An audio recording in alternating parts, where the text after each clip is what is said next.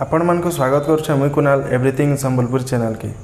आज आम ये वीडियो रे जानमा +2 एडमिशन बाबद जे नुआ अपडेट आसी तार बाबद तार पहले आपण मानके गोटे रिक्वेस्ट अच्छे जे एंता नुआ नुआ अपडेट पाइबार लगी आमर चैनल एवरीथिंग संबलपुरी के सब्सक्राइब करुन, वीडियो के लाइक एंड शेयर करुन।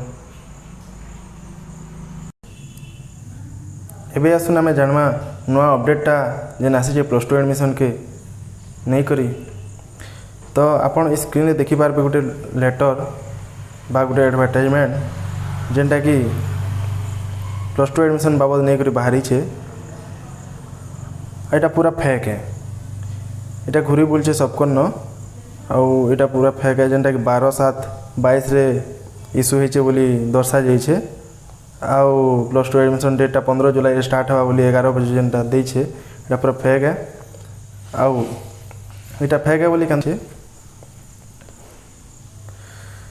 +2 नाम लेखा संपर्क जाला विज्ञप्ति जेन बोलछे 15 तारीख के नहीं गोटे एडवर्टाइजमेंट बाहरी थिला तो यहाँ पूरा फेक है बोली हम न्यूज पेपर रे दे दीछे।